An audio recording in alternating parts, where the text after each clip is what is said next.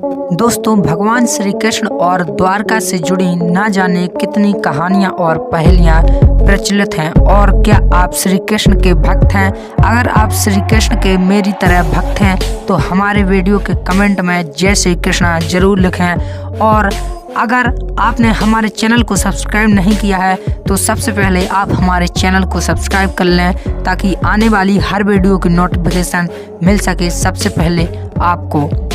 दोस्तों, गुजरात के काठियावाड़ क्षेत्र में भारत के एक समुद्री द्वीप पर बनी द्वारका नगरी, जो कि आज पूरी तरह से खंडित हो चुकी है और इसके अधिकांश भाग समुद्र में डूब चुका है।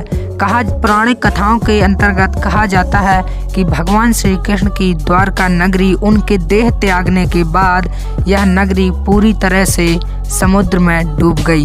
और क्या आप इसे डाइविंग कर आपने द्वारका नगरी को 80 फीट नीचे इन्हीं सभी कहानियों को खगोला है। कहा जाता है कि श्री कृष्ण ने यदुवंशियों को बचाने के लिए उन्होंने मथुरा से द्वारका में प्रवेश किया और उन्होंने एक भव्य महल बनाया। कहा जाता है कि आज जो द्वारका नगरी डूबी है उसमें 7 लाख महल मौजूद हैं, लेकिन यह एक कहानी है और यह कितनी सच है यह पौराणिक कथाओं के अंतर्गत ही तय की जाती है। आज भी न जाने कितने मंदिर और महली जानवरों के चित्र आज भी यहाँ मौजूद है।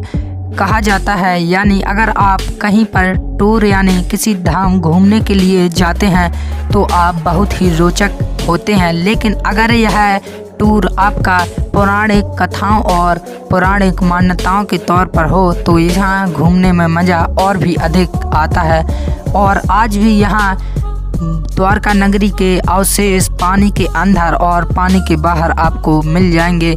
यहाँ महाभारत से के काल से भी जुड़ी कई प्रकार की घटनाएं यहाँ पर मौजूद हैं। यानी द्वारका नगरी को आज भी कई प्रकार के नामों से जाना जाता है। द्वारका नगरी को ओखा मंडल, गोमती द्वार, अंतरद्वीप आदि न जाने कितने नामों से यहाँ इस नगर द्वारका को जाना जाता है। और अगर आप इसमें डाइविंग करना चाहते हैं तो आपको इस मंडल से आपको परमिशन लेनी पड़ेगी, तभी आप समुद्र के अंदर डूबे द्वारका नगरी का पूर्ण लुप्त रूप से आनंद उठा सकते हैं। द्वारका नगरी में आज भी न जाने कितनी रिसर्च की जाती हैं और यहाँ पर एस्टीमेट और साइंस विज्ञान के थ्रू यहाँ कई प्रकार की रिसर्च होती हैं। महाभारत के अनुसार कहा जाता है कि जब ऋषि मुनि और उनके साथ कंस मुनि और आए तो श्री कृष्ण के पुत्र जो कि शाम थे उन्होंने स्त्री का भेष बनाकर कहा कि वह किसको जन्म देंगे। तब ऋषि मुनि के श्राप के कारण श्री कृष्ण की द्वारका नगरी पूरी तरह से समुद्र में समा गई।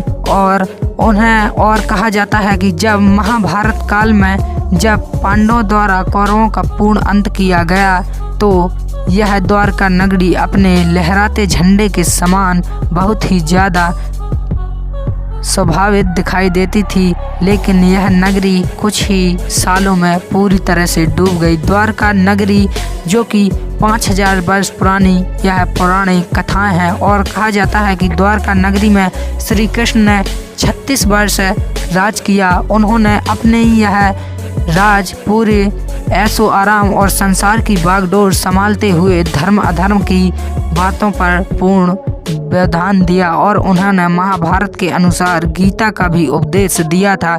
और यहाँ पर पांडवों के 5 ऐसे कुएं हैं जो कि समुद्र के चारों तरफ खारे पानी के बीच में हैं, लेकिन इनमें खारा पानी नहीं बल्कि मीठा जल पाया जाता है।